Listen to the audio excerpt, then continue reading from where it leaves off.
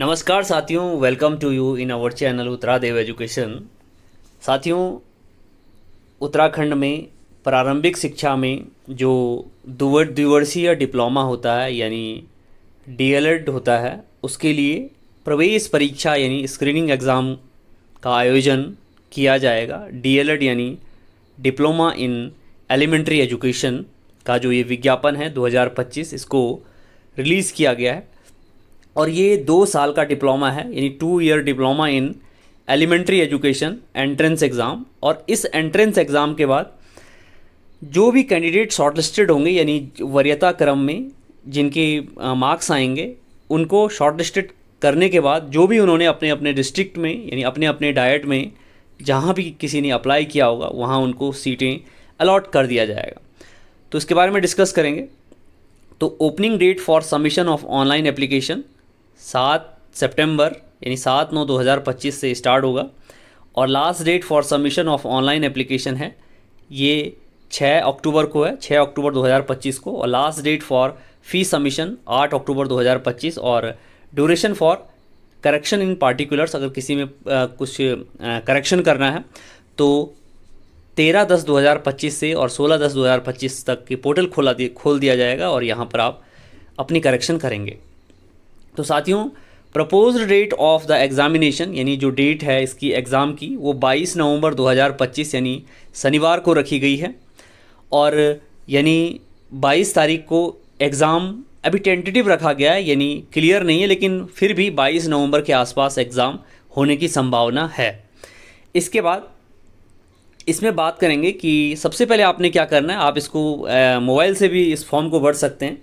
तो सीधा आप क्या करें कि उत्तराखंड विद्यालयी शिक्षा परिषद की वेबसाइट पर जाएं यानी www.ukdeled.com यानी www.ukdeled.com पर जाएं और अपना ऑनलाइन पंजीकरण कराएं। ऑनलाइन पंजीकरण यानी अपना मोबाइल नंबर, अपना ईमेल डाल करके आपको एक नंबर मिलेगा और नंबर मिलने के बाद लॉगिन करने के बाद आप अपना फॉर्म आसानी से भर सकते हैं।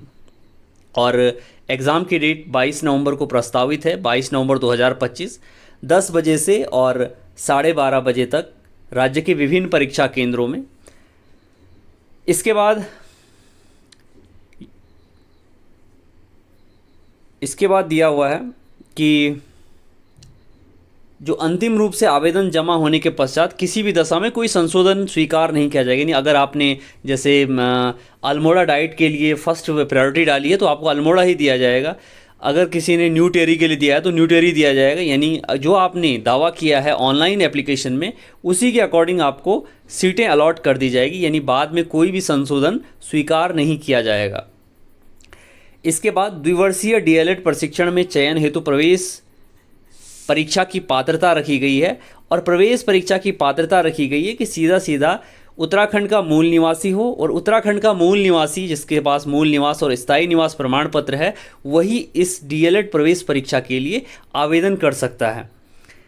इसके बाद परीक्षा में सम्मिलित होने हेतु परीक्षा केंद्र और परीक्षा केंद्र अलग अलग परीक्षा केंद्र जो आप परीक्षा केंद्र चूज़ करेंगे वही उसका आवंटन किया जाएगा। यानी 2 चॉइस आप जो चूज़ करेंगे, फर्स्ट चॉइस और सेकंड चॉइस। फर्स्ट चॉइस में वैसे मोस्टली ये होता है 99% चांसेस होते हैं कि आपको फर्स्ट ही चॉइस दी जाती है, लेकिन रेयर केसेस में या कभी कभी कुछ कंडीशन के अकॉर्डिंग हो सकता है कि सेकंड। अगर सीट्स की बात करें तो कुल उपलब्ध स्थान यानी विज्ञान वर्ग में 325 सीटें हैं और विज्ञानोत्तर वर्ग यानी जो और सब्जेक्ट्स हैं विज्ञान को छोड़ करके उसमें भी 325 सीटें रखी गई हैं। और प्रत्येक डायट में यानी एक डायट में कुल 13 जिले हैं और 13 डायट हैं और एक डायट में 25 सीटें रखी गई है और 13 डायट है और 13 डायट में टोटल यानी 25 सीटें विज्ञान वर्ग में रखी गई है और 25 सीटें प्रत्येक डायट में विज्ञानोत्तर वर्ग में या आर्ट्स वर्ग में रखी गई है। इसके बाद और कुल अगर सीटों की बात करें तो कुल सीटें 650 सीटें हैं और प्रत्येक डायट या प्रत्येक जनपद में 50 सीटें यानी 25 सीटें विज्ञान वर्ग में और 25 सीटें विज्ञानोत्तर वर्ग में रखी गई है। इसके बाद डीएलएड प्रशिक्षण प्राप्त अभ्यर्थी सहायक अध्यापक प्राथमिक के पद हेतु आवेदन करने के लिए अर्ह होते हैं। यानी जब ये 2 साल का डिप्लोमा कंप्लीट होता है तो 2 साल के डिप्लोमा करने के बाद आपको प्राइमरी में, यानी जो उत्तराखंड के गवर्नमेंट स्कूल है प्राइमरी स्कूल में अपॉइंटमेंट दिया जाता है। यानी जैसे जैसे सीट वहाँ पर खाली होती है तो सीट खाली होने के अकॉर्डिंग वैसे वैसे पद भरे जाते हैं। लेकिन साथियों, इस समय क्या दिक्कत है कि इस समय सुप्रीम कोर्ट ने भी जो एनआईओएस है, एनआईओएस को अलाउ कर दिया है कि एनआईओएस वाले जिन्होंने एनआईओएस से डीएलएड किया है उनको भी अलाउ कर दिया है। और उनके अलाउ होने के बाद से थोड़ा इसमें चांसेस थोड़ा कम हो गए हैं। लेकिन फिर भी डीएलएड प्रशिक्षण करने के बाद भी टीईटी फर्स्ट, यानी जो प्राइमरी के लिए फर्स्ट टू फिफ्थ तक एक टीईटी होता है, टीईटी फर्स्ट उसको देना पड़ता है। और अगर किसी के टीईटी में अच्छे नंबर है तो टीईटी में नंबर अच्छे होने के बाद उसका ज़्यादा चांस होते हैं कि वो प्राइमरी की मेरिट में प्राइमरी यानी जो गवर्नमेंट स्कूल में प्राइमरी के लिए जो रिक्रूटमेंट आएगी उसमें उसका इजीली सिलेक्शन होगा। और इसके बाद हो सकता है कि जैसे एनआईओएस को भी अलाउ कर दिया है, डीएलएड की भी सीट्स आ रही, तो हो सकता है कि आगे गवर्नमेंट ये प्लान बनाए या गवर्नेंस ये प्लान बनाए कि इसका भी एग्ज़ाम कराए, यानी प्राइमरी के लिए भी एग्ज़ाम कराए। जैसे एलटी के लिए एग्ज़ाम होता है, क्योंकि एलटी में भी पहले क्या होता था, पहले मेरिट वाइज होता था, यानी पहले मेरिट लगती थी और मेरिट में जिसका नंबर आता उसको एलटी में ज्वाइनिंग देते थे। लेकिन अब क्या है, अब एलटी में एग्ज़ाम करा दिया गया, यानी एग्ज़ाम होता है। तो जैसे एलटी लेक्चरर यानी एलटी फॉर 6 to 10th के लिए, और लेक्चरर फॉर 11th 12th के लिए, और प्राइमरी 1st to 5th के लिए।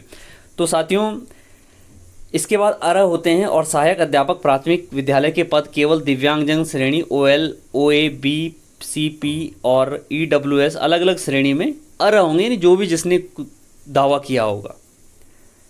इसके बाद अगर एज की बात करें तो 1 जुलाई 2026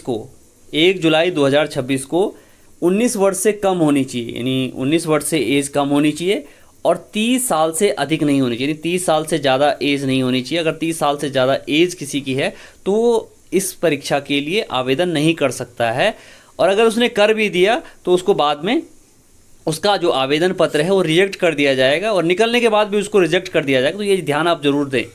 इसके बाद न्यूनतम आयु सीमा में किसी प्रकार की छूट देय नहीं होगी, यानी जो आरक्षित वर्ग के अभ्यर्थियों को कार्मिक विभाग के शासनादेशों के अनुरूप अधिकतम आयु सीमा में छूट प्रदान की जाएगी। यानी आरक्षित वर्ग जैसे ओबीसी है, एससी है, एसटी है, या कोई पीएच में है, या फिजिकल हैंडीकैप या दिव्यांग में है, तो उनको छूट दी जाएगी। लेकिन न्यूनतम आयु सीमा में किसी प्रकार की छूट दे नहीं, यानी 19 वर्ष से कम नहीं होना चाहिए। 30 वर्ष से ऊपर होगा कोई, अगर रिजर्व कैंडिडेट है तो उसको छूट दी जाएगी। लेकिन अगर 19 वर्ष से कम है या 19 साल से कोई एज कम है तो उसको कोई भी छूट नहीं दी जाएगी। इसके बाद बात करेंगे कि इसका शुल्क कितना पड़ेगा। तो प्रत्येक वर्ष 35,000 रुपये लिए जाएंगे आपसे। 35,000 रुपये 1 साल के, 2 साल के आपसे 70,000 रुपये लिए जाएंगे, और 850 रुपये प्रत्येक प्रशिक्षणार्थी से प्रति सेमेस्टर लिए जाएंगे। यानी जो 4 सेमेस्टर होंगे, 4 सेमेस्टर में 1 सेमेस्टर में 850 रुपये लिए जाएंगे। इसके बाद और जो खाने पीने का होगा या रहने का होगा वो डाइट में ही होता है, और वो थोड़ा रीज़नेबल प्राइस पे आपको प्रोवाइड कराया जाता है। इसके बाद प्रशिक्षणोपरांत राजकीय सेवा में संयोजित किए जाने की कोई बाध्यता नहीं होगी। स्पष्ट लिखा है कि मानाबाद प्रशिक्षण हो भी जाता है किसी का 2 साल का, तो प्रशिक्षणोपरांत, प्रशिक्षण के बाद राजकीय सेवा में संयोजित किए जाने की कोई बाध्यता नहीं होगी कि इनको राजकीय सेवा में लगाना ही लगाना है या रखना ही रखना है। जैसे सीट होगी तो सीट के अकॉर्डिंग ही विज्ञप्ति आएगी, और विज्ञप्ति आएगी तो टीटी के मार्क्स, आपके ग्रेजुएशन के मार्क्स और आपके डीएलएड के मार्क्स जोड़े जाएंगे, और उनका जो भी वेटेज निकलेगा उसके आधार पर मेरिट लिस्ट तैयार की जाती है। इसके बाद चयन का आधार अगर बात करें तो चयन के बाद आधार का मतलब है कि जैसे जो आपने इसमें मार्क्स लिए हैं, यानी स्क्रीनिंग एग्जाम में जो आपके मार्क्स आए हैं, तो श्रेष्ठता क्रम के अनुसार, जैसे माना बात 200 नंबर का हुआ, 200 नंबर में किसी के 180 नंबर है तो सबसे पहले 180 नंबर वाले का नंबर आएगा, नंबर 1, फिर नंबर 2, नंबर 3, नंबर 4 करके वैसे ही अवरोही क्रमानुसार में मेरिट लिस्ट तैयार कर दी जाएगी। इसके बाद है कि प्रवेश परीक्षा का स्वरूप। साथियों, अगर प्रवेश परीक्षा की बात करें तो 2.5 आवर यानी 2.5 घंटे की परीक्षा होगी। 2.5 घंटे की परीक्षा में 200 प्रश्न होंगे, और प्रत्येक प्रश्न 1 अंक का होगा, यानी प्रत्येक प्रश्न के 4 विकल्प यानी ऑब्जेक्टिव टाइप के क्वेश्चन पूछे जाएंगे। आपने ध्यान रखना है कि सामान्य ज्ञान, बोध से क्वेश्चन पूछे जाएंगे, और सामान्य बुद्धिमत्ता एवं तर्क शक्ति और संख्यात्मक योग्यता, यानी इसमें मैथ्स और रीजनिंग के क्वेश्चन ज़्यादा पूछे जाते हैं। सामान्य ज्ञान, मैथ्स, रीजनिंग, और जो शिक्षण अभिरुचि यानी टीचिंग एप्टीट्यूड है उसको आप अच्छे से तैयार करें, और एक सामान्य स्नातक योग्यताधारी यानी जो क्वेश्चन पूछे जाएंगे वो ऐसे पूछे जाएंगे कि एक सामान्य स्नातक योग्यताधारी से जो अपेक्षित होता है। उत्तर पुस्तिका में OMR शीट का प्रयोग किया जाएगा, और क्वेश्चन जो होंगे हिंदी में भी होंगे, इंग्लिश में भी होंगे, जैसे जैसे जो जो भी आपको लैंग्वेज सूटेबल लगेगी उस लैंग्वेज में आप उसको रीड कर पाएंगे। इसके बाद आपने ये जरूर ध्यान रखना है कि इसमें जो माइनस मार्किंग है, माइनस मार्किंग नहीं है इसमें, यानी इसमें आपने जो 200 क्वेश्चन होंगे 200 की 200 क्वेश्चन आप मार्क करें, क्योंकि ताकि निकलने के ज़्यादा चांसेस हों, क्योंकि इसमें नेगेटिव मार्क्स नहीं रखा गया है, यानी नेगेटिव मार्किंग नहीं रखी गई है। अगर परीक्षा आयोजन की बात करेंगे तो द्विवर्षीय DLED प्रशिक्षण में प्रवेश हेतु परीक्षा का आयोजन विद्यालय शिक्षा परिषद रामनगर द्वारा किया जाएगा, और परीक्षा आयोजन से लेकर परिणाम घोषित करने तक के समस्त कार्य परिषद द्वारा ही संपादित किए जाएंगे, यानी उत्तराखंड विद्यालय शिक्षा परिषद द्वारा ही समस्त कार्य संपादित किए जाएंगे। इसके बाद है जो मेन इम्पोर्टेंट है कि जो द्विवर्षीय DLED प्रशिक्षण का मूल्यांकन है, मूल्यांकन भी वही करता है, यानी बोर्ड ही कराता है, और प्राचार्य संबंधित जिला शिक्षा एवं प्रशिक्षण संस्थान का होगा। और क्योंकि जितने भी डायट हैं, डायट ही इसका मूल्यांकन करते हैं, और मूल्यांकन करने के बाद अगर इसके फॉर्म की बात करें तो फॉर्म फिलअप जब आप करेंगे तो सामान्य वर्ग के लिए और अन्य पिछड़ा वर्ग के लिए यानी OBC के लिए 600 रुपये रखा गया है, और SC ST के लिए 300 रुपये रखा गया है, और जो PH यानी फिजिकल हैंडीकैप या दिव्यांग जनों के लिए 150 रुपये फॉर्म फीस रखी गई जब आप फॉर्म फिलअप करेंगे। इसके बाद है यानी जो लिखित परीक्षा है, लिखित परीक्षा हेतु राज्य के सभी 13 जनपदों में 29 शहरों में आयोजित की जाएगी, और 29 शहर में जो भी आपको सूटेबल लगेगा वो आप अपना परीक्षा केंद्र चुनें। एक बार परीक्षा केंद्र आवंटन हो जाने के पश्चात उसमें किसी भी प्रकार का बदलाव या प्रार्थना पत्र स्वीकार नहीं किया जाएगा। इसके बाद है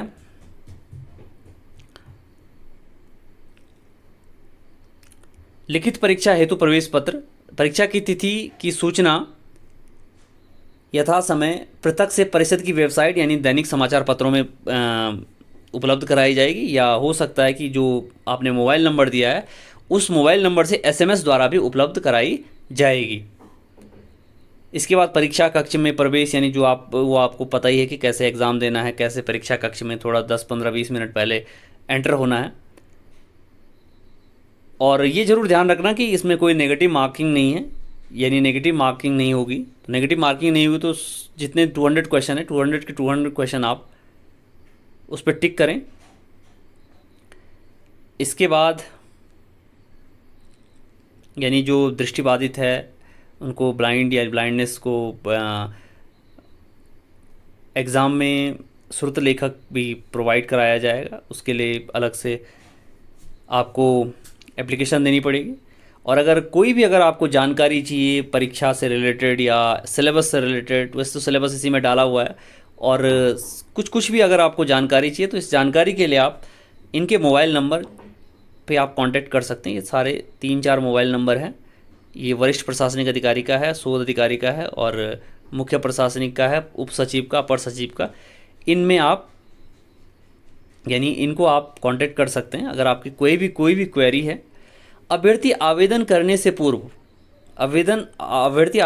से पूर्व यह सुनिश्चित कर लें कि वह द्विवर्षीय DLED प्रशिक्षण में आयोजित प्रवेश परीक्षा 2025 हेतु पात्रता के सभी निर्धारित मापदंडों को पूरा करता है, और अपनी पात्रता सुनिश्चित करने के उपरांत ही वह आवेदन करें, अन्यथा की स्थिति में स्वयं जिम्मेदार होगी। जो एलिजिबिलिटी है, अपनी एलिजिबिलिटी के अकॉर्डिंग आप इसमें फॉर्म को अप्लाई करें। चीज़ बहुत ज़रूरी है जो आपने ध्यान रखनी है कि विज्ञान वर्ग और विज्ञानोत्तर वर्ग, यानी इसके लिए जो एलिजिबिलिटी रखी गई है वो ग्रेजुएशन रखी गई है।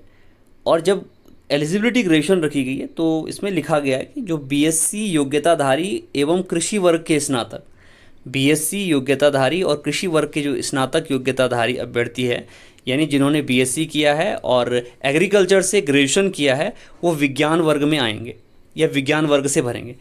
और जो BA योग्यताधारी है, और BA में बहुत सारे कॉमर्स वर्ग के हैं या वाणिज्य वर्ग के ग्रेजुएट है या स्नातक अभ्यर्थी है, वो विज्ञानोत्तर वर्ग में रखे जाएंगे, तथा जो बीए है और बीएससी है और बीकॉम के अतिरिक्त, माना बात कोई बीए नहीं है या बीएससी भी नहीं है और बीकॉम भी नहीं है, और उसके अतिरिक्त किसी ने स्नातक किया है, तो उस स्नातक योग्यताधारी अभ्यर्थी के वर्ग का निर्धारण उसके इंटरमीडिएट वर्ग के आधार पर किया जाएगा। माना बात किसी ने बीए बीएससी बीकॉम को छोड़कर किसी और से ग्रेजुएशन किया है, तो उसका निर्धारण उसके इंटरमीडिएट वर्ग के आधार पर किया जाएगा।